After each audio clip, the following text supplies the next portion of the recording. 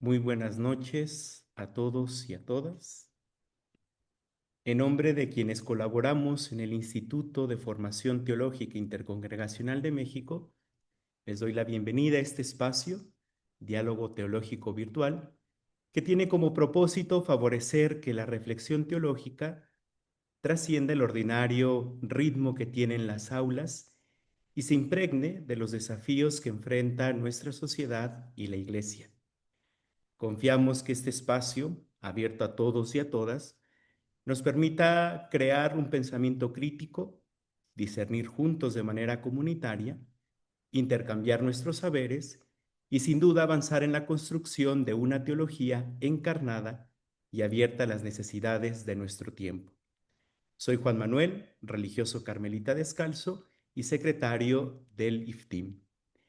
En el marco del Día Internacional de la Eliminación de la Violencia contra la Mujer, tenemos la oportunidad de reiterar nuestro firme compromiso con la erradicación de todas las formas de violencia ejercidas en contra de las mujeres y de reflexionar juntos y juntas desde la teología sobre este desafío tan urgente que clama nuestra presencia y nuestra reflexión. En este día tenemos la oportunidad de contar con la valiosa y distinguida presencia de la maestra Mariana Gómez Álvarez y Casa, quien nos impartirá la charla titulada La violencia contra las mujeres es contra la imagen de Dios. Me permito presentar a Mariana, a quien le doy la bienvenida, que ya está aquí entre nosotros, y después le cedo la palabra. Mariana es teóloga feminista con más de 20 años de experiencia en el ámbito de la teología, la docencia, el activismo y la educación popular.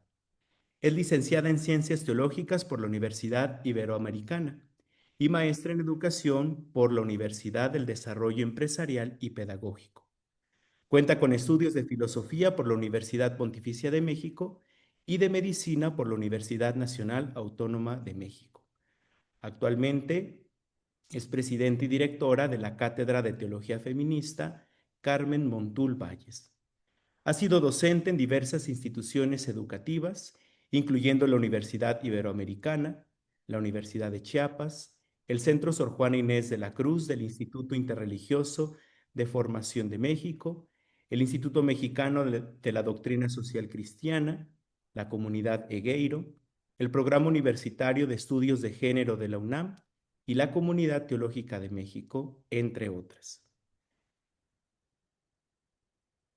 Mariana tiene una trayectoria en la que incluye la asesoría a congregaciones religiosas e iglesias, donde ha colaborado como analista y acompañante metodológica de procesos pastorales y de formación con un enfoque interdisciplinario. Esta experiencia le ha permitido aportar una mirada amplia sobre la relación entre la teología y el contexto social actual. Mariana, es un gusto tenerte en este día tan importante entre nosotros y que nos acompañes para darnos pistas para, como lo decía al inicio, afrontar juntos este desafío de erradicar toda violencia contra la mujer. A cada uno de los que están aquí, les recordamos mantener apagado su micrófono para evitar cualquier interferencia durante la marcha de la charla. Y te recordamos que tus preguntas e inquietudes las puedes anotar en el chat y al final, con ellas, abriremos el diálogo con la ponente que nos acompaña el día de hoy. Mariana, nuevamente bienvenida, te damos la palabra. Muchas gracias, Samuel. Pues en primera instancia agradezco profundamente la invitación. Me emociona mucho el poder compartir con el ISTIM algunas pistas, algunas reflexiones teológicas respecto a esta realidad tan apremiante que es la violencia contra las mujeres, ¿no? Desde la cátedra, pues bueno, nos parece muy desafiante la realidad y mientras más claros tengamos todas y todos, eh, pues qué nos toca, sobre todo como creyentes y personas de fe, y pues bueno, será mucho más esperanzador el poder seguir eh, pues alimentando construir escenarios de paz. Miren, yo quisiera compartirles precisamente, y quiero empezar dando un aviso. Generalmente los avisos se dan al final, pero en este caso, este aviso enmarca la reflexión que queremos hacer. Desde la cátedra, hoy hemos iniciado los 16 días de activismo contra la violencia hacia las mujeres, ¿no? Yo les quiero invitar a que nos vayan acompañando. Al final les daré como la referencia de en qué página de la cátedra lo pueden encontrar. Pero precisamente para nosotros es fundamental el día a día, durante estos 16 días, hacer una reflexión teológica de cuál es la realidad que vivimos como mujeres y que, bueno, en México... Mariana, perdón. Estamos escuchando tu voz muy alterada, no se escucha bien. ¿Podrías acercarte al micrófono? Perdón la interrupción. Te saludo con cariño. ¿Se escuchan mejor? ¿Ya se escucha mejor, no?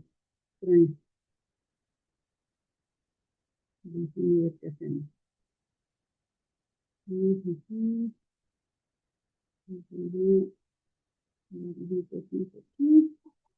Decía así. ¿Se escucha un poco mejor el micrófono? Perfecto, gracias, Excelente. perfecto. Perdón por la interrupción. No, al contrario, pues iba a seguir hablando y iba a ser un absurdo que siguiera hablando si no me entendían. Justo esas son de las cosas que hay que hacer hoy, que iniciamos esta jornada, esta campaña contra la violencia hacia las mujeres. La iniciamos con una oración ahí en la Ibero. Y justo una de las mujeres que compartía esta oración nos narraba en clave orante la realidad que viven las mujeres, ¿no? Y oraba, era la oración con un volumen tan bajito que realmente todos veíamos su lenguaje corporal, pero no necesariamente sabíamos qué nos estaba diciendo, ¿no? Entonces, gracias, David. Te agradezco profundamente. Bueno, pues yo les compartía que precisamente desde la cátedra iniciamos hoy los 16 días de activismo, ¿no? Yo quisiera, y por eso titulé esta charla, La violencia contra las mujeres es contra la imagen de Dios. Realmente ahí quisiera situar la reflexión de esta noche, y en ese sentido, bueno, les voy a plantear algunas pistas. La intención de hoy es, sí, hacer una reflexión teológica radical, en donde afirmamos que la violencia estructural y sistemática contra las mujeres constituye una afrenta directa y fundamental contra la imagen de Dios. Realmente es dramático reconocer que hoy en México están muriendo entre 10 y 11 mujeres por violencia feminicida. Cada día esa es la estadística y es dramático. Y desde la experiencia de fe y como hombres y mujeres comprometidas con un proyecto liberador, con un proyecto de vida, pues eso nos debe de escandalizar y ocupar.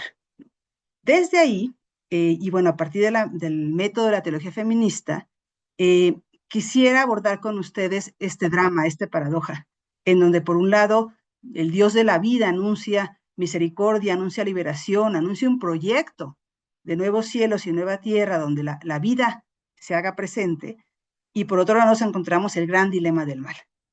Realidades cada vez más atroces, cada vez más indignantes, y una realidad absurda como puede ser el feminicidio.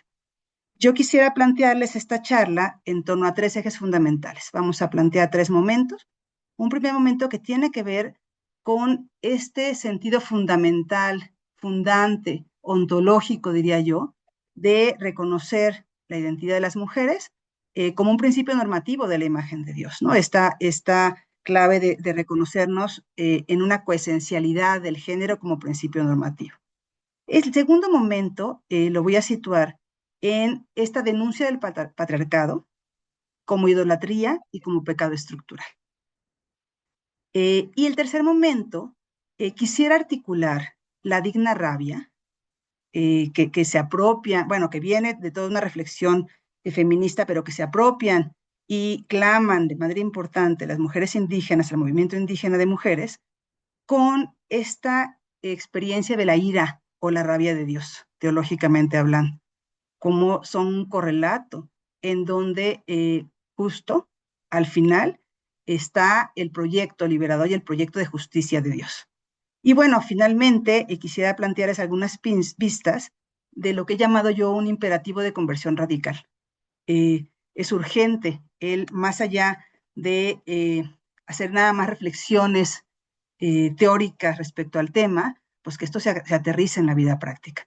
Yo quisiera compartir, y ahí voy a pedirte, Juan Manuel, si por alguna razón no puedo compartir, ahí te lo resolvemos, pero voy a compartir una presentación. También en términos prácticos considero que nos puede ayudar. Ustedes me avisan cuando ya sea visible. Ya se ve. Perfecto. Con toda intencionalidad lo voy a dejar así. Si de pronto ustedes me dicen que no se distingue, la amplío. Necesito verles y de repente la presentación general no nos ayuda a eso.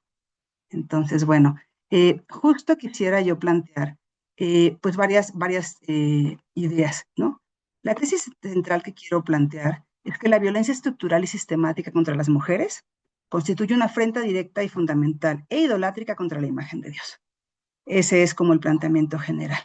Y me parece que ahí el elemento fundante o el elemento central que quiero que ubiquemos es que este momento en el inicio de la historia de la salvación, cuando en el relato bíblico se nos presenta que fuimos creados a imagen y semejanza de Dios y que varón y hombre nos creó, ¿no?, en igualdad de condición. Pero también la otra categoría que quiero ubicar es la propia encarnación.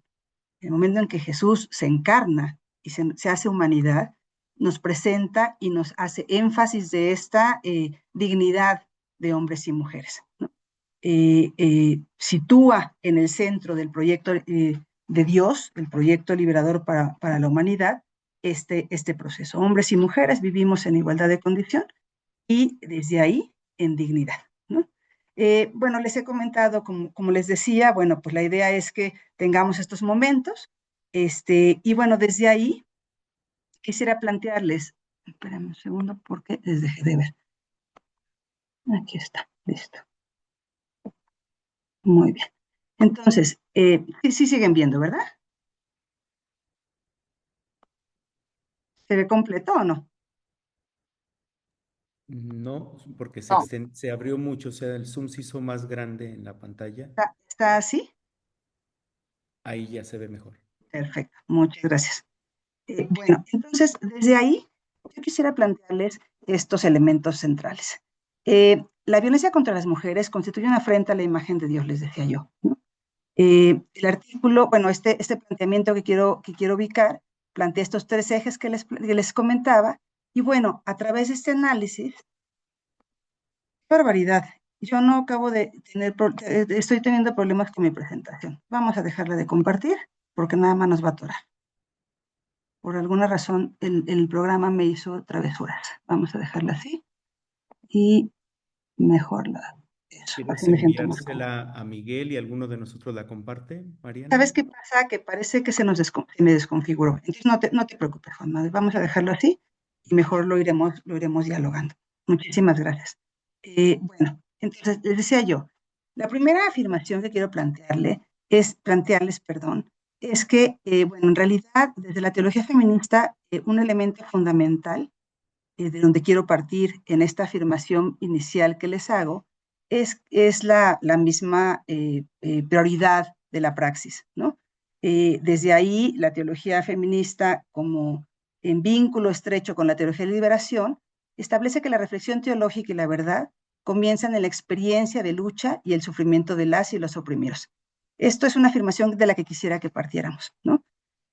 La teología como momento segundo parte de la experiencia de fe, parte de la experiencia de fe en una realidad concreta, y desde la teología feminista de liberación ubicamos que parte de esa experiencia de la realidad en clave de la lucha y sufrimiento de las mujeres. Al nombrar esta realidad de las víctimas de feminicidio, el cuerpo violentado de las mujeres, esta realidad que cada vez es más cruda, en donde encontramos las diferentes violencias, pero también donde cada vez nos encontramos relatos y narrativas de horror. Quiero hablar de estas actualmente imágenes de los cementerios clandestinos, de los campos de exterminio, de las realidades de búsqueda de madres, sobre todo madres o mujeres que van buscando a sus familiares, predominantemente mujeres, y también la impunidad que se vive en esta realidad se convierte en un lugar teológico, desde donde Dios nos interpela. Eso es fundamental. Recordemos que el planteamiento del proyecto de Dios clama en donde la vida esté en riesgo, ¿no? Y entonces desde ahí reconocer que el mismo Dios nos identifica y nos convoca a atender, acompañar y abrazar estas realidades como lugar teológico, ¿no? Desde ahí entonces quisiera reconocer que esta realidad que vivimos, la realidad de violencia múltiple, voy a hablar ahorita de la experiencia de las mujeres, de feminicidio, de violencias económicas, de violencias simbólicas, de violencias domésticas, en fin, esta realidad en la que cotidianamente encontramos la violencia contra las mujeres es una emergencia teológica. Así quisiera situarlo. El promedio de al menos 10 mujeres, les decía yo, asesinadas al día en México es escandaloso y nos desencadena una profunda crisis en donde está este dilema que les planteaba, un dilema intelectual y moral de conciliar la existencia de un Dios justo y bueno con el sufrimiento injusto y sistemático. Ahí yo quisiera dejar muy en evidencia que la lógica no es este Dios Zeus determinista, con toda intención planteo el término, que va marcando una realidad de tragedia, sino este Dios de la vida, esta experiencia que nos presenta Jesús, desde el Dios de la vida, que se indigna, que contrasta y que se conduele ante la realidad de violencia. Un poquito más adelante voy a hablar con ustedes respecto a esta ira de Dios, a esta rabia que le convoca a pues transformar, liberar y dignificar la realidad. Desde ahí entonces, esta crisis obliga a la teología a señalar que no necesariamente es el castigo de Dios o no es esta lógica en la que tenemos una imagen de Dios juez, castigador, prácticamente psicótica. No es la falla no está en Dios, la falla está en el pecado estructural de la humanidad. Y me parece que hoy en día tenemos hondas cosas que decir respecto a este pecado estructural. Ya Puebla nos planteaba, el documento de Puebla nos planteaba la importancia de trabajar respecto a este pecado estructural, a reconocerlo, identificarlo y a transformarlo, ¿no? A transformarlo en como una obra de gracia. Elsa Tames, esta biblista, feminista, referente en la reflexión bíblica, nos plantea que la opresión y la violencia no son meros problemas sociales, son pecados estructurales que destruyen la vida y distorsionan la imagen de Dios. Desde ahí la fe debe ser una fe activa que se niegue a la resignación. En este sentido, esta fe se manifiesta en los movimientos de resistencia. Me parece que cotidianamente en el texto bíblico, pero también en la historia de la salvación, en las experiencias cotidianas, nos encontramos experiencias en que las mujeres van buscando la vida y van generando estrategias de resistencia. Y quiero hablar específicamente de las madres buscadoras. Hoy por hoy, en el acompañamiento, en el reconocer la realidad de violencia extrema que tienen que afrontar estas madres buscadoras, se nos torna un paradigma contemporáneo de la praxis. Constantemente las madres buscadoras van reconociendo, o bueno, se van enfrentando y se les estrella la realidad de la violencia, y es muy importante reconocer cómo desde la experiencia del amor entrañable, con toda la intención utilizo lo entrañable, inicia un peregrinar de búsqueda de sus hijos, sus hijas, sus familiares, ¿no?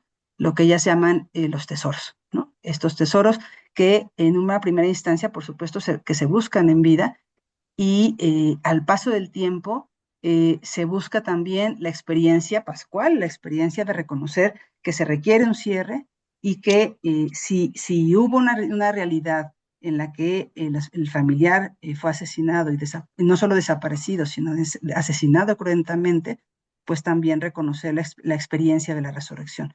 Yo quiero compartir que en la experiencia que he tenido de acompañamiento, que me han permitido también acompañar las madres, sobre todo buscadoras, me encuentro un lugar de gracia.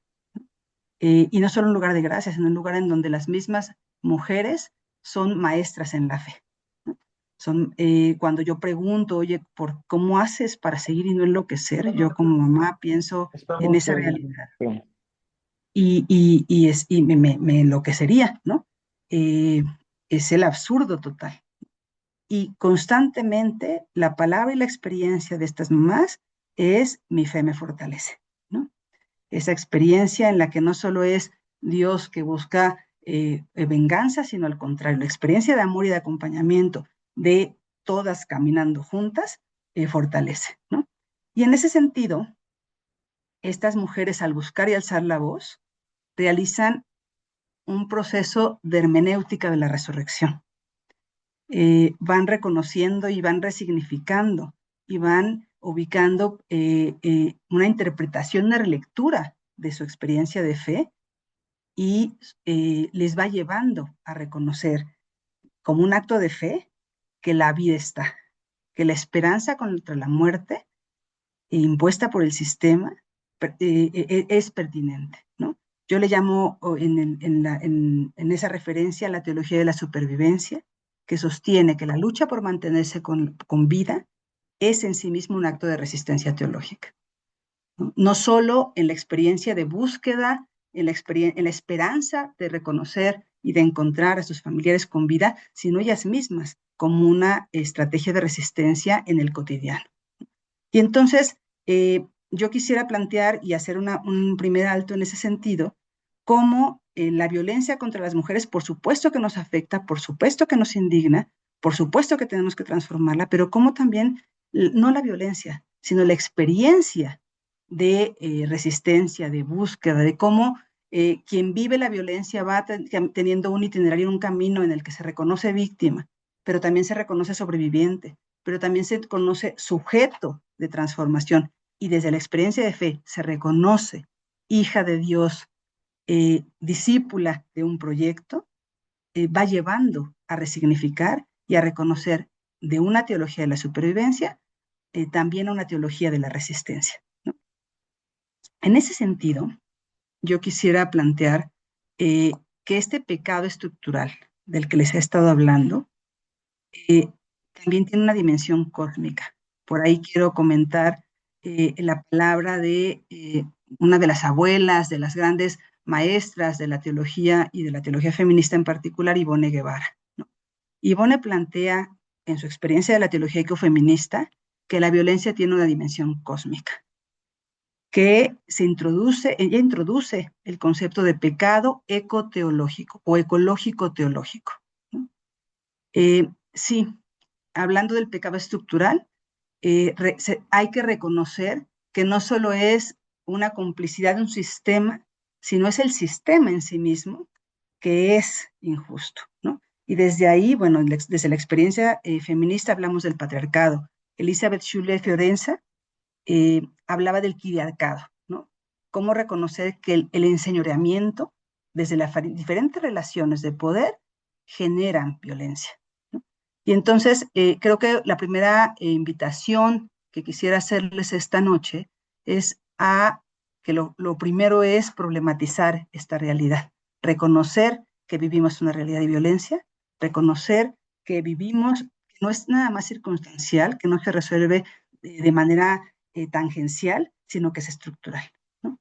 Y que este quiriarcado se manifiesta en las relaciones sexogenéricas, pero también las relaciones etarias, pero también las relaciones de raza, pero también las relaciones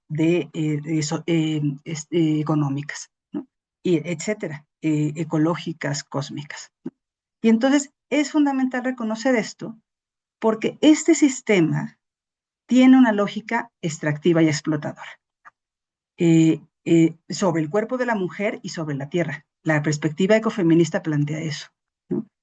Al violentar a la mujer, se comete un pecado que afecta el orden sagrado y la vida misma, destruyendo el cuerpo como manifestación divina. Entonces, el cuerpo de las mujeres, el cuerpo territorio de las mujeres y la tierra territorio viven una realidad bastante similar. El cuerpo territorio de las mujeres se convierte en botín de guerra de este sistema patriarcal, de este sistema excluyente y violento. De suyo es un sistema violento, ¿no? Y desde ahí entonces, efectivamente, las mujeres y la creación en esta metáfora se reconocen una manifestación divina, ¿no? Son una teofanía, son una experiencia de la presencia de Dios y desde esta misma creación, ¿no? Quisiera plantear una de las ideas que les ponía al principio de mi charla, en donde recordemos, ¿no? La violencia hacia las mujeres es un ataque contra la violencia, contra la imagen de Dios, es una transgresión, es una desfiguración de el reconocer a la humanidad como imagen de Dios, ¿no? Les planteaba yo el texto de Génesis, del primer capítulo de Génesis, los versículos 26 y 27, ¿no? Y Dios creó al ser humano a su imagen, varón y mujer los creó, ¿no? Y desde ahí yo quiero traer a la memoria a una biblista que justo hace unas semanas acaba de fallecer, Phyllis Trible. Phyllis es una referencia obligada en la reflexión bíblica feminista, ¿no? Ella fue una de nuestras grandes madres en esta reflexión, ¿no? Y Phyllis plantea en su reflexión bíblica una crítica profundísima a la interpretación patriarcal. Ella demuestra que la creación a imagen de Dios culmina en la simultánea y no jerárquica creación del varón y la mujer. Y desde ahí acuña un término, lo que les planteaba al principio, la coesencialidad. La plenitud de la imagen de Dios reside en la mutualidad relacional de hombres y mujeres, negando cualquier superioridad ontológica o funcional al varón. Y entonces esta fórmula varón y mujer los creó es una afirmación de la igualdad y que debe de constituir la base normativa de toda ética cristiana. Entonces, cuando nos encontramos que hay un sistema de suyo desigual, patriarcal, hierarcal, que jerarquiza esta relación, está atentando teológicamente contra este planteamiento que les propongo de la coesencialidad, ¿no? Hay le voy a llamar, hay un ataque fundamental al proyecto que tiene Dios para la humanidad. Esta igualdad que les planteo nos invita o nos lleva a entender que la violencia contra la mujer entonces tendría que ser un ataque a la esencia misma del ser de la mujer como criatura digna y espejo de Dios. Esto es importante reconocerlo. Y desde ahí me atrevería a decir, cualquier violencia hacia la humanidad es eso, ¿no? Un ataque a el ser humano como criatura digna y espejo de Dios. Este acto, esta destrucción de la imagen sagrada, busca reducir a la mujer de sujeto creado con una dignidad irrenunciable a un objeto instrumentalizado para la satisfacción o para el control, negando así su llamado y su identidad determinada por el mismo Dios, ¿no? Desde la experiencia de fe estoy hablando, ¿no? Teológicamente hablando. Y entonces reconocemos que en el cotidiano, en la violencia hacia las mujeres, se cosifica, se instrumentaliza y se le reconoce como objeto, ¿no? Ahí estamos ante un hecho escandaloso teológicamente hablando, ¿no? Planteábamos que las mujeres violentadas como lugar sagrado, y desde ahí, pues esta anulación, esta alienación de la persona, ¿no? En la mañana cuando teníamos la experiencia de la oración interreligiosa, la constante era eso, el ponernos en tierra sagrada, porque los cuerpos de las mujeres, las experiencias estaban siendo, de ellas en su desarrollo como seres humanos, en su plenitud como seres humanos, estaba siendo violentada, ¿no? Desde ahí entonces, tenemos este sustrato, este sistema que alimenta la violencia, que yo voy a llamar hoy en día el patriarcado, y el patriarcado lo quisiera plantear como una idolatría teológica. Siguiendo la secuencia de la reflexión que estoy teniendo con ustedes esta noche, vamos a reconocer que el patriarcado es una idolatría Y en ese sentido, el patriarcado ha creado un Dios que es una proyección del poder dominador, ¿no? De este poder que simbólicamente se le ha adjudicado al varón como dominador, ¿no? Y desde ahí se legitima la opresión. Entonces, cuando planteamos que la afirmación inicial es que Dios libera, que Dios crea en igualdad, que Dios busca la dignificación de hombres y mujeres, cuando entonces se construye y se legitima un sistema que desiguala, que discrimina y que violenta, estamos ante una práctica idolátrica, ¿no? Y entonces, combatir la violencia tendría que ser un acto, le voy a llamar de purificación teológica, ¿no? Un acto de restaurar la alianza con Dios y reconocer la verdad de un Dios justo, ¿no? El feminicidio, por ejemplo, hace la negación radical de la vida de la mujer. Acordémonos que el feminicidio es eso, el asesinato, el crimen de odio por el hecho de ser mujeres, ¿no? Es la máxima expresión de esta idolatría institucionalizada. Y quisiera traer a su memoria esto que les decía yo al principio, ¿no? No solo es el crimen feminicida, es también la colusión de la impunidad, la colusión de un gobierno, pero también la indiferencia de una sociedad, ¿no? Entonces, de pronto, nos tenemos que reconocer como sociedad en esta lógica idolátrica, en esta lógica indignante.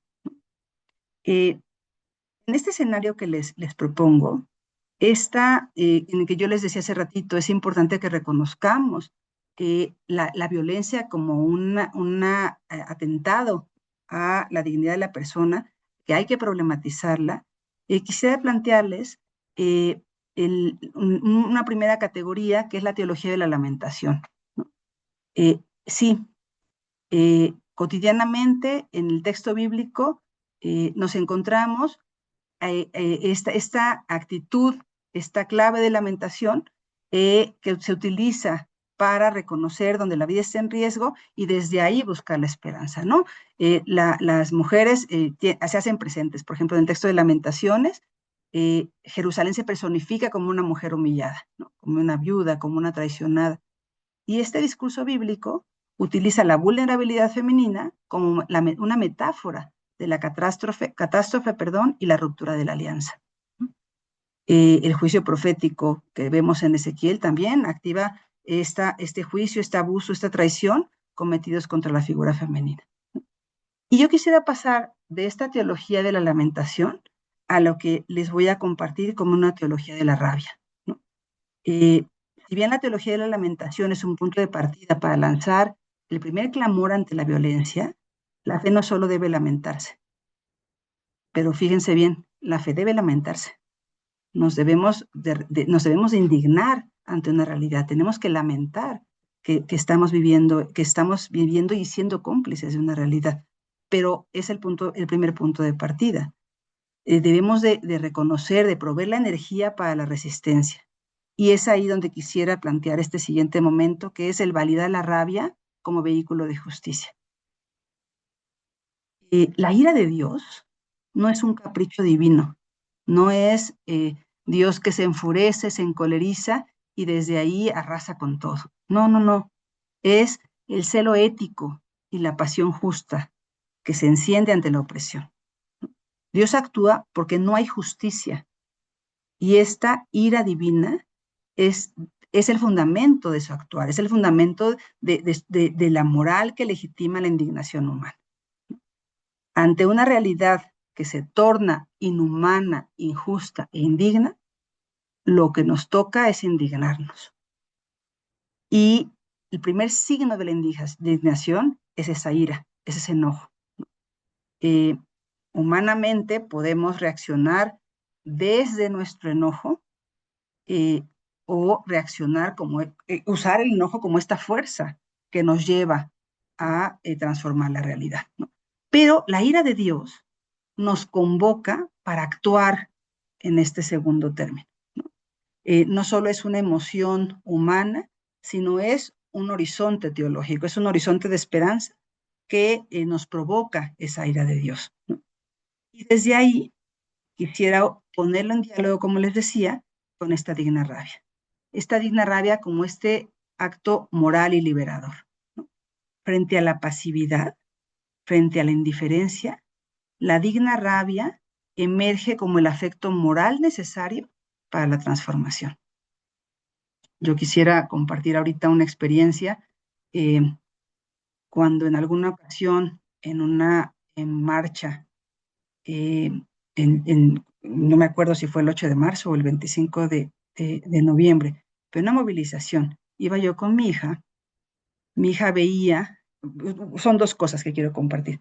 Una primera, que íbamos en la marcha con todas las mujeres, pues denunciando la realidad de violencia, y en algún momento ella me decía, mamá, es una emoción muy extraña la que siento, ¿no? Pero voy caminando con todas y me siento segura, ¿no? Algo está pasando en mí. Ella tiene, en ese entonces yo creo que tendría como 8 o 9 años, y me decía, me siento segura con las que están marchando, ¿no? Y de pronto a lo lejos vio que un grupo de mujeres empezaban a intervenir una pared, ¿no? Este grupo de mujeres traían una camiseta y en su camiseta traían rostros. Y entonces me decía, mamá, yo quiero pintar con ellas, ¿no? Le parecía algo muy divertido el transgredir, o en esa emocionalidad le parecía que era importante transgredir. Y junto a nosotros iba otra mujer con una camiseta y rostros en búsqueda, ¿no? Y a ella no se le olvida la palabra que dijo esta mujer. No, espera, le decía, no, Ana, fíjate lo que están pintando. Ojalá tú nunca tengas razones para pintar las paredes, para intervenir las paredes, ¿no? Quisiera situarlo ahí, una mamá buscadora que está planteando la importancia de esta digna rabia, de este acto de resistencia, en donde la referencia se tiene que invertir. La referencia no es la pared, la referencia es la impotencia que se tiene ante esta no solución de un Estado fallido, un Estado que no responde, una sociedad adormecida y una situación de violencia extrema en la que las mujeres, por situar la realidad hoy que nos convoca, no caminamos seguras en el cotidiano, ¿no?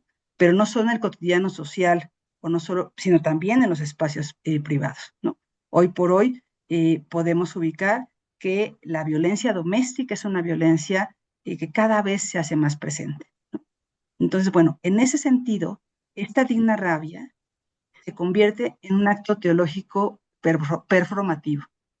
Al indignarse, la mujer declara, soy sujeto, aquí estoy, existo, tengo una dignidad y desde la experiencia de fe soy hija de Dios. Fui creada a su imagen. Fíjense qué potente, ¿no? La indignación, la ira de Dios. Quiero hacer referencia a este texto que todas ubicamos respecto al Éxodo, en donde Yahvé escucha el clamor de su pueblo y se indigna por lo que está viviendo el pueblo. Su ira le lleva a un proceso de liberación. Y desde ahí, la digna rabia, desde esta categoría, en diálogo con la ira de Dios, se convierte en un acto teológico performativo. Y repito, al indignarse, al reconocer que la realidad que se tiene frente a una es total y completamente deshumanizadora, total y completamente no digna y carente de vida, la mujer declara, soy sujeto, yo soy sujeto, valgo, existo, soy hija de Dios y desde ahí creada por Él y soy imagen suya, ¿no? Y entonces esta rabia no es destructiva, esta rabia es reparadora, pues se opone al caos impuesto por este pecado que les planteaba desde el principio, ¿no? Es importante reconocer cómo esta voz marginalizada es esencial. No, tenemos que escuchar desde la reflexión teológica amplia tenemos que escuchar las voces de las víctimas. El clamor de las víctimas tiene que ser nuestra referencia para ir decolonizando la interpretación bíblico-teológica, para ir revelando las estructuras de poder en las diferentes esferas de la vida, incluyendo la esfera eclesial, ¿no? Y el grito de las mujeres en las calles es un acto profético público y una liturgia de denuncia para que moviliza la fe. Y ahí yo quisiera situar, porque en automático la referencia es, pero, y no solo en las movilizaciones de las mujeres, sino en las movilizaciones sociales amplias, casi siempre se descalifican por las dinámicas de violencia absurda, de violencia caótica, ¿no? En donde en realidad, desde el planteamiento que yo hago, habrá que revisar si no son más bien prácticas patriarcales. No toda rabia tiene que ver con este carácter de vida, con este carácter de acto profético y de liturgia sagrada, de denuncia, ¿no?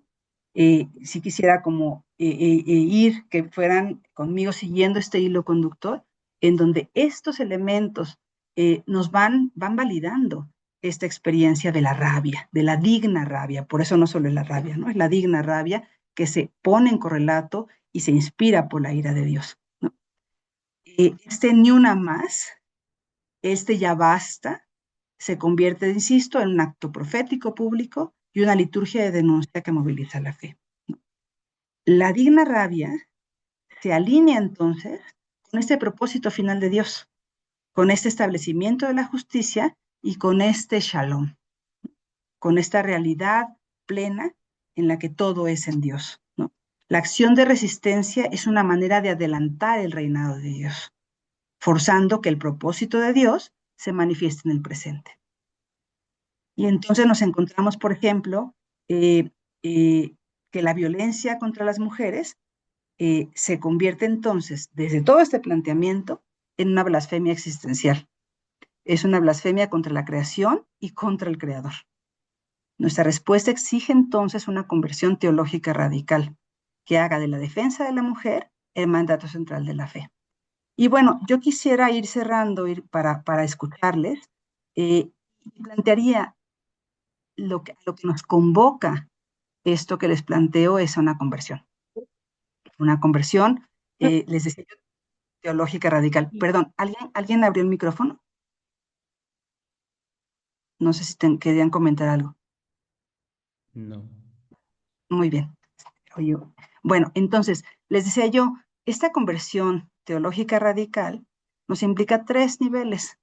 Una conversión hermenéutica, adoptar una lectura crítica y liberadora de la Escritura que valide esa coesencialidad de ser imagen de Dios, ¿no? Y que denuncie la idolatría. Entonces, en algún otro momento yo les planteaba a mis alumnas y alumnos, cuando la hermenéutica, cuando la exégesis bíblica y esta hermenéutica no tenga estas categorías y no ayude a liberar y a reconocer la dignidad de hombres y mujeres, hay que revisar nuestras propias lecturas, a ver si son críticas o liberadores, ¿no? A ver si están denunciando esta idolatría. Primera conversión, ¿no? La hermenéutica. Segunda conversión, la ética y estructural. Transformar las estructuras humanas, las estructuras políticas, sociales, económicas, familiares de la iglesia, de manera que se conviertan en espacios de denuncia y de refugio. ¿Qué fundamental es hoy? Hablar de lugares seguros que nos vayan ayudando a vivir y a reconocer que somos hijos de Dios, y que merecemos, porque estamos llamados a eso, construir cielos nuevos y tierras nuevas, ¿no? A vivir en dignidad. Es importante, desde esta conversión ética y estructural, desmantelar la impunidad. Hace algunos años, ahorita no quiero ser responsable de poner cifras, pero hace algunos años, cuando me hacía mucho más análisis social, México tenía el 3er lugar en corrupción y el 7º lugar en impunidad. Es dramático, ¿no? O sea, este sistema patriarcal, este sistema clientelar que alimenta esta lógica perversa, ¿no? Y entonces es fundamental esta conversión ética y estructural, ¿no? Tenemos que desmantelar la impunidad, pero también lo debemos hacer desde el compromiso político y social con las víctimas. Las víctimas como este sujeto teológico fundamental. Y bueno, la tercera conversión, esta conversión emocional y espiritual. Hay que validar y asumir la digna rabia como un poder ético y liberador. Una fuerza que no destruye, sino que restituye el orden moral de Dios. Estamos llamadas y llamados como hijas e hijos de Dios a vivir la digna rabia desde este llamado de sabernos hijos de Dios, en el camino de ser copartícipes también de esta liberación, de esta conformación de la realidad. Y entonces, bueno, desde ahí el movimiento de mujeres que exige justicia es la manifestación más visible de la esperanza teológica en nuestro tiempo. Hoy hablo de esa experiencia por el tema que nos convoca, pero pensemos que otros colectivos de víctimas también están siendo lugares teológicos que nos manifiestan de manera más visible la esperanza teológica en nuestro tiempo, ¿no? Las víctimas remiendan el tejido roto por la violencia, ¿no? Y la digna rabia es la fuerza que se opone al caos.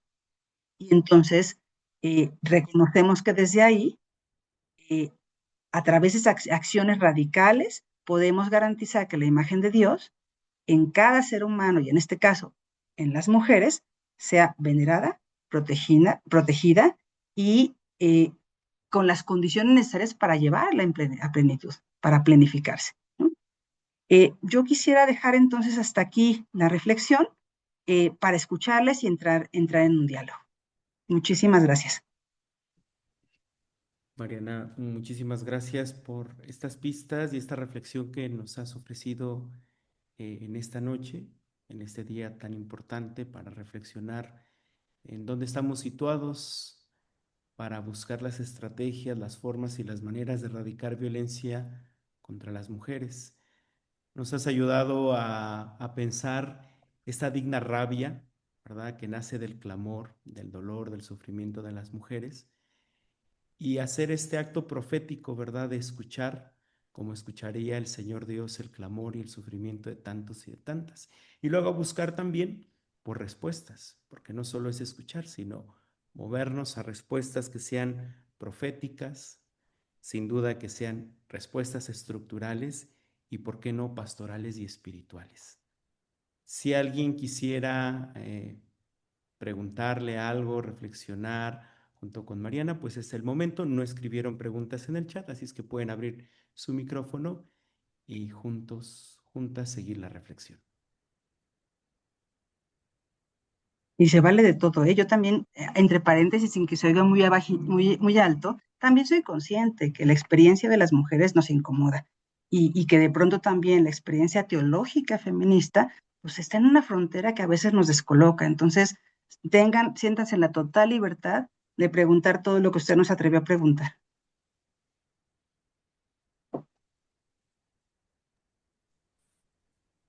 Yolanda, abrió su micrófono. Soy Yolanda Suárez, buenas noches.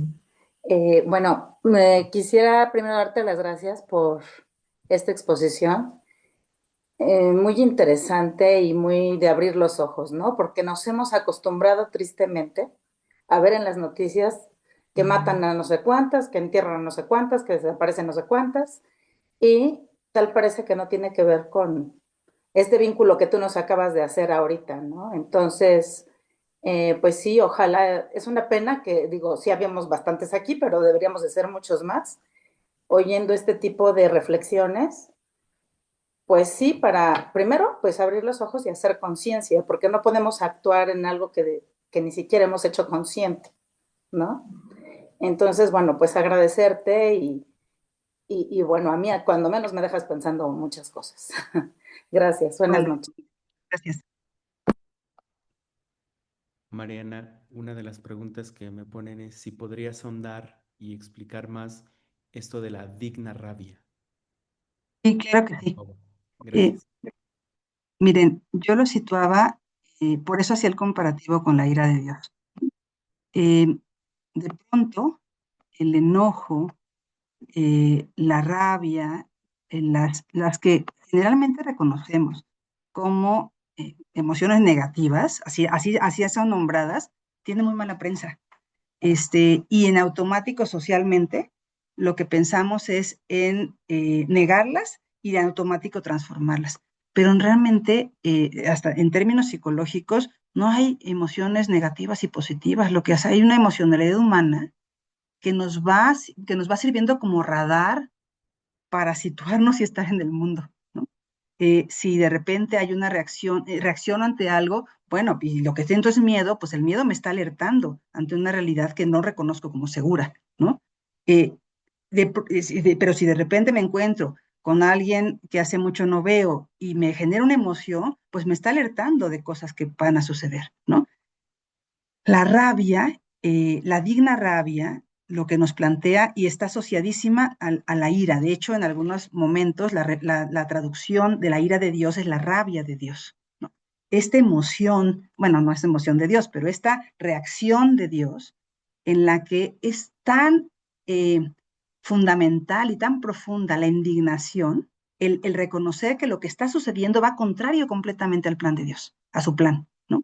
Que contrasta completamente con lo que dice. Y ya no solo es la necesidad de, hijo, el pueblo de dura cerviz, siguen yéndose para el otro lado, no, es la anulación completa de lo que hemos sido llamados y de lo que hemos sido creados, ¿no?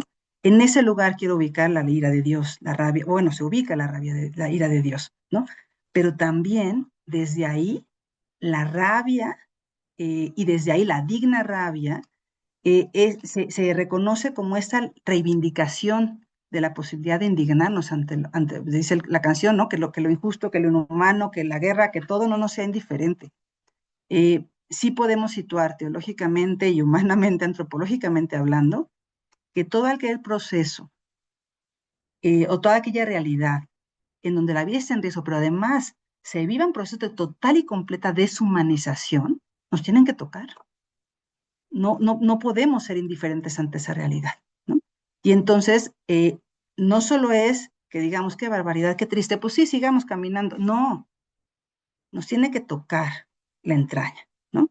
La regem, la entraña, o sea, cuando hablamos de la misericordia de Dios y que está asociado con este término, el rajamín, bueno, pues está asociado con la regem, con la entraña, ¿no? Cuando vemos una realidad que es completamente cruel, lo voy a decir en términos muy coloquiales, nos duele la tripa, tenemos un entripado, nos da náusea, ¿no?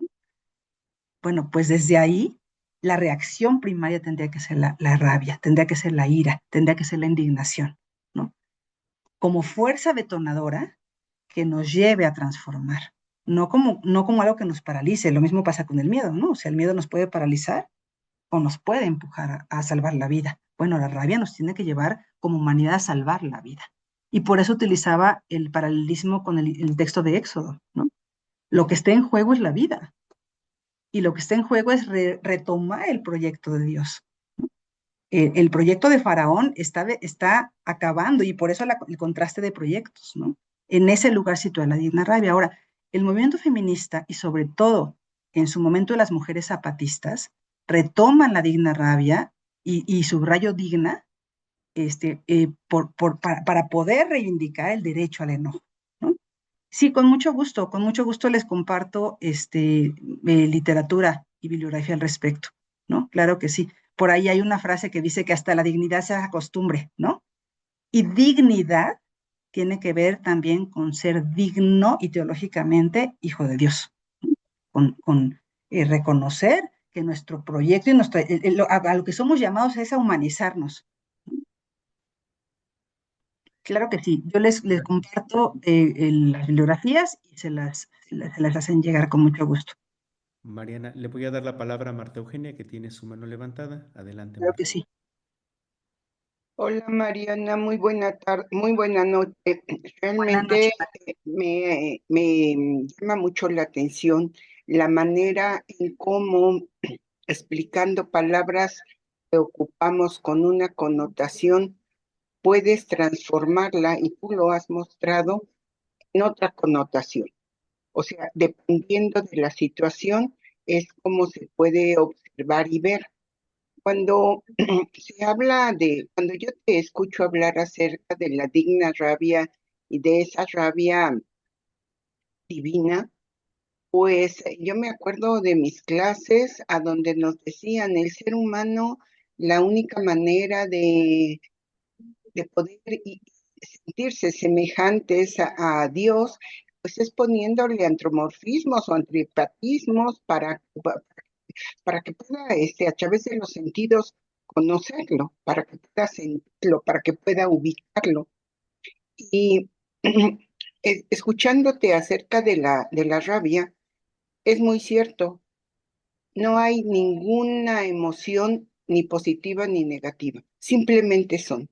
Todos los seres humanos, eso es lo que nos hace la diferencia entre los otros seres. Nosotros tenemos, son ocasionadas las emociones por el sistema central nervioso, pero nosotros tenemos la capacidad de decidir qué hacer con ellas en los próximos segundos que se presentan. Entonces, cuando yo puedo escuchar, tú pones la digna rabia como algo, tanto es manifestación divina como manifestación del ser humano, yo me pongo a pensar y en el nombre de tu ponencia está realmente todo el meollo del asunto. La violencia contra las mujeres es contra la imagen de Dios.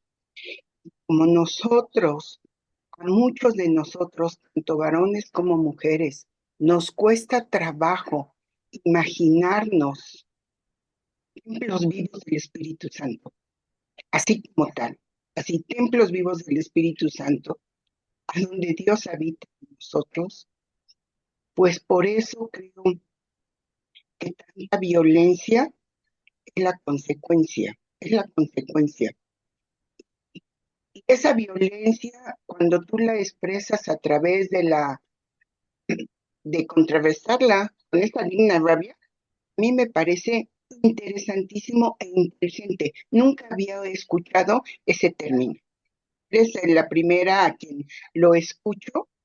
Creo que es necesario de mi parte, por lo menos estudiar más para poder utilizarlo de una manera profunda y no y hacerlo entender a otros, porque también creo que es una manera en que tú logras acercarnos a ese sentir divino acerca del amor tan grande con que fuimos creados, de lo que estamos haciendo con nosotros como creación, como seres humanos, pero también de la responsabilidad tan importante que tenemos cada uno en nuestro entorno. Así, entonces, pues yo te quiero felicitar una vez más. La digna rabia, creo que es un elemento vital Dios ha puesto en cada uno de nosotros para realmente llevar y sentir a los demás que somos hijos de Dios, somos criaturas del Señor. Ahorita, hablando desde el punto de vista yo como mujer, y yo ya soy una mujer vieja, y me siento orgullosa de ello, hay un detalle, el experimentar a los demás. Realmente necesitamos actuar como criaturas a imagen y semejanza de Dios. En especial a los varones. Y yo no hablo de todos, pero sí de muchos que conozco. Por el hecho de vivir en ese patriarcado y tenerlo aquí en la mente, lo han gestado en la mente y lo llevan en el corazón, no es lo adecuado. Y en especial, nuestros sacerdotes, nuestros pastores del ámbito religioso tengan la capacidad de apertura y no tengan el miedo de dejar expresar a las mujeres lo que realmente necesitamos, no tengamos el mismo grado de conocimientos lógicos que ellos, pero que escuchen a la persona antes de ver a un opositor. Eso necesitamos al menos yo lo digo como teóloga, lo digo como participante en mi parroquia y lo digo primero que nada como mujer. Muchas gracias. Y gracias, Marta Eugenia. Yo quisiera hacer ahí un énfasis, ¿no? Una de las cosas que, y lo decía en broma, pero muy en serio, de pronto tememos mucho al feminismo porque desde esta lógica patriarcal, y diría que iriarcal, acuérdense de Elizabeth Schulze-Fiorenza, no cambiamos todavía el canal y pareciera que el feminismo es pues que invertir la pirámide, que ahora las mujeres tengamos el ejercicio de poder y ahora será la nuestra. No, no es revanchismo. El feminismo lo que plantea es cambiar la lógica de construir un proceso que no debe ser piramidal, en donde precisamente la igualdad entre hombres y mujeres pueda darse en plenitud. Y entonces el movimiento feminista lo que plantea, y desde ahí el feminismo, y desde ahí la teología feminista, lo que plantea es más bien descolocarse, ¿no? Moverse del lugar y reconocer que desde la experiencia teológica feminista, hombres y mujeres tenemos igualdad de dignidad, y desde ahí, pues tenemos que podemos vivir la experiencia de fe en plenitud. En el Inter yo doy clases en la cocina, y entonces siempre digo que hago teología entre fogones, ¿no? Y pues así yo quiero plantearlo con un ejemplo de mi hija cuando pequeña.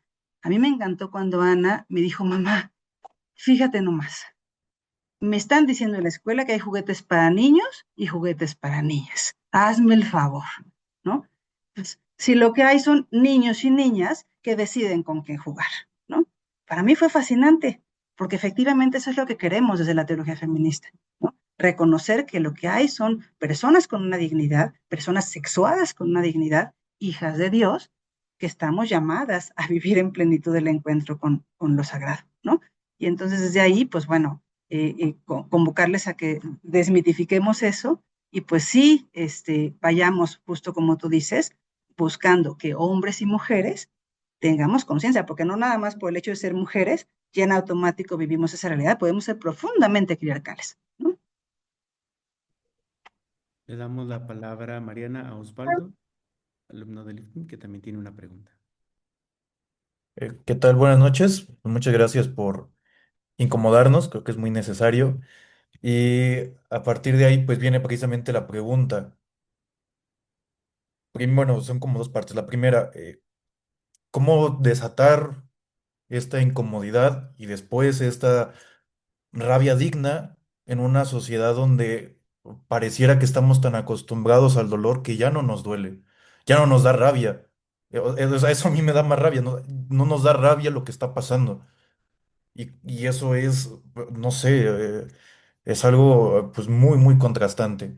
O sea, creo que, digo, ustedes en sus manifestaciones, en lo que hacen, buscan y ya han logrado hacer un poco de visibilidad, pero falta muchísimo más, ¿no? Falta realmente enrabiarnos todos, recuperar la entraña, ser más conscientes, ser más empáticos. Y junto con eso, vendría como lo segundo. Si podemos realmente tocar la entraña, enrabiarnos dignamente, no sé si esté bien dicho así, con el sufrimiento que está pasando, ¿cómo no después pasar a la violencia? Y por violencia no me refiero a las manifestaciones o a esto de pintar o destruir ciertos monumentos, ¿no? Que como lo he dicho, ¿no? O sea, son posturas muy válidas. Pero me refiero como a este sentimiento de la última aclaración que hacías. Bueno, ahora nos toca a nosotras, a nosotros. Ahora vamos a invertir porque creo que hasta cierto punto también es un sentimiento bastante natural el tanto de enojo, tanto que me está pasando, tanta opresión, tanta indignidad, tanta víctima, y es ahora me desquito. Ahora me revelo porque no encuentro solución, porque el Estado no me da, porque la iglesia no me da solución, porque no encuentro lugares. O sea, ¿cómo no caer en la violencia? ¿No? Sería como la segunda parte. Gracias. Sí, yo quisiera contestarte como siguiendo el camino de Jesús. Lo que hace Jesús es que se indigna ante una realidad, es que de pronto empieza a contrastar lo que sucede y no coincide con lo que el Padre le está llamando a vivir, ¿no? y se indigna y se enoja. Yo ahorita que decía, bueno, no sabemos si pues, hasta donde los textos bíblicos nos dicen, se enojó muchísimo y sacó a los mercaderes del templo y les dijo cosas barbarísimas, ¿no? Ya me lo puedo yo imaginar, ¿no? Eh, eh, el proceso que vive Jesús es darse cuenta que la realidad, que la vida está en riesgo, eh, y desde ahí actúa, ¿no? ¿A quién convoca Jesús? Pues a aquellas realidades, a aquellas personas donde la vida es en riesgo, ¿no? Y acordémonos, o sea, el sistema cultural, el sistema religioso, el político, religioso, teológico, digo, económico que se vive, es un sistema en el que se invirtieron las cosas, ¿no? Y entonces, en realidad, lo que hace Jesús es tomar conciencia de esa realidad. Entonces, yo lo que te diría es, pues sigamos los pasos del maestro, ¿no? O sea, en realidad, si tú te pones a ver qué hace, pues él se indigna con lo que sucede, ¿no? No tienen hambre, están muriéndose de hambre y buscan la pesca y no sale, ¿no? Se están muriendo de hambre, ¿no? Y entonces ante ese gesto, Jesús actúa, ¿no? Están por apedrearla, fíjense bien qué interesante, o sea, la mujer, podía ser acusada de adulterio por provocar, por salir públicamente y por provocar alguna reacción en el varón, ¿no? El que pareciera que la miraba lascivamente del varón, pero legalmente ya era acusada de adulterio a la mujer, ¿no? Entonces, en este relato en donde Jesús pone en el centro a esta mujer acusada de adulterio, no la reconoce necesariamente pecadora, ¿eh? Por eso digo, la mujer acusada de adulterio la pone en el centro a la víctima, ¿no? Y desde ahí la restaura, ¿no? Desde ahí la reconoce en su dignidad. Y me parece que el reconocimiento de la dignidad es lo que mueve. Yo quisiera traer esta imagen actual. Yo me acuerdo mucho cuando en alguna ocasión una de las mamás buscadoras nos convocó si ubican aquí la Ciudad de México, está la estela de luz. Bueno, las víctimas, los familiares de víctimas de desaparición, esa la resignificaron como la estela de paz. Y a los pies, si ustedes en algún momento van a las puertas de Chapultepec, donde están los leones, ahí está la estela de paz. Si ustedes bajan la mirada y en la estela de paz están las planchas que colocaron las familiares de víctimas con los nombres de sus desaparecidos, con las huellas de sus desaparecidos, ahí como tierra sagrada, ¿no? Alguna ocasión nos convocó una mamá a celebrar una Eucaristía, una oración, porque era ecuménica, ahí en el aniversario de la desaparición de sus hijos, ¿no? Yo me acuerdo perfecto cuando convocamos a medios y cuando esta mamá ante la cámara le decía, si tú que desapareciste a mi hijo, si tú que tuviste que ver con el crimen atroz que hoy sé que les aconteció, si tú me escuchas, dime dónde están sus cuerpos. Yo, yo te perdono. Yo hoy reconozco que tú nunca fuiste amado como yo amé profundamente a mis hijos. Y desde hoy te digo que te abrazo, ¿no? Para mí fue fundamental, ¿no? O sea, y la experiencia de Dios es así, es el amor sin límite y sin medida. También al victimario que se transforma en víctima de un sistema, ¿no? Y que es sujeto de perdón. Entonces, yo te convocaría desde ahí, o sea, que la rabia venga de la entraña, o sea, por favor, si tenemos adormecidas las emociones, pues vamos gozando, vamos celebrando, vamos encontrándonos, vamos abrazando, vamos practicando nuestra humanidad, porque el mundo nos acostumbra a no sentir, y entonces ya son muchos descabezados, ya son no sé qué, ya, no, no, no, ahí hay personas, y es tierra sagrada, ¿no? Entonces, yo creo que desde ahí es el proceso de salir de este sueño de inhumanidad, ¿no? Y con esto concluiría, las víctimas son el sujeto fundamental, el lugar teológico, pero es el sujeto desde donde tenemos que partir. Son las maestras. Gracias, Mariana. Una última participación, Pamela, y si puedes ser breve tu pregunta, por favor. Adelante. Gracias, gracias Mariana. Mi pregunta es, ¿cómo empezar ya una vez que vemos este dolor de entrañas que dices? Estoy ahorita en Honduras, en una comunidad rural, donde empezamos a trabajar a pastoral a la mujer, pero hay tanta resistencia, tantos ojos cerrados en las mismas mujeres, en los mismos varones, y es como mucha impotencia, ¿no? Decías esta de la ira, pero ¿cómo empezar a ir generando esta conciencia en las mismas mujeres, en los mismos varones, ante esta realidad que duele? Como que están muy acostumbrados a un estrupo, ¿no? O sea, una chica de 13 años se puede ir con uno de 28 y lo validan, ¿no? Sin saber que eso ella es considerado una violación. Entonces, ¿cómo ir abriendo los ojos sin violentar también, yo creo eso, ¿no? Procesos, pero no permanecer nuevamente como indiferente. No sé si me doy a entender. Sí, Eso sí, sería. completamente. Mira, en la teología feminista y en la hermenéutica bíblica feminista hablamos de la sospecha. Creo que es importante el reconocer que a lo mejor lo primero que se nos viene, que la sociedad o que la realidad nos presenta, pues no necesariamente es lo que debería de ser lo normal, ¿no? Hay que ir desarrollando este pensamiento crítico, esta actitud de sospecha de que quizás este mundo que se nos presenta como perfecto o como ideal, pues no es tal, ¿no? Yo quisiera plantear cuando en algún momento empezaron las brigadas de búsqueda de familiares desaparecidos. Estas brigadas buscaban la presencia de la iglesia, la presencia de pastores que acompañaran, ¿no? Y bueno, si iban a un lugar, buscaban al párroco, buscaban en lo pequeño, ¿no? Y había miedo, mucho miedo. Y era legítimo el miedo, ¿no? No era nada más una falta de solidaridad, decir, no, cerramos la puerta, ¿no? También había falta de solidaridad. Pero ¿a qué voy? Eh, en algún momento empezó a crecer la violencia en el país y las autoridades eclesiásticas empezaron a llamar a los familiares de víctimas de desaparición como los expertos. ¿Por qué? Porque empezaban a desaparecer sacerdotes, religiosas, personas de fe de la misma estructura, ¿no? Eh, se volvió desbordado esa realidad. Entonces, yo te diría estos dos elementos.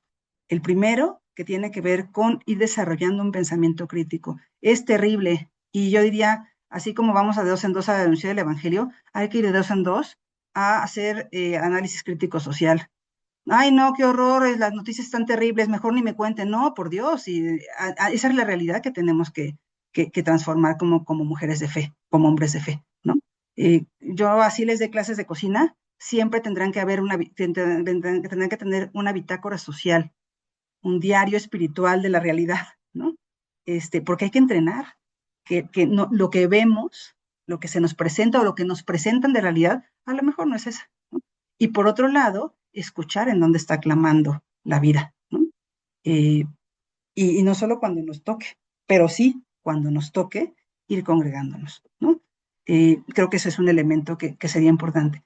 Y salir de esta lógica triunfalista que a veces tenemos como iglesias, ¿no? Como ir a salvar y entonces yo voy a resolver el asunto y te voy a dar la solución y oremos juntos y se resolvió la... No, ante las realidades de violencia que estamos viviendo, lo que nos toca es descalzarnos porque estamos en tierra sagrada.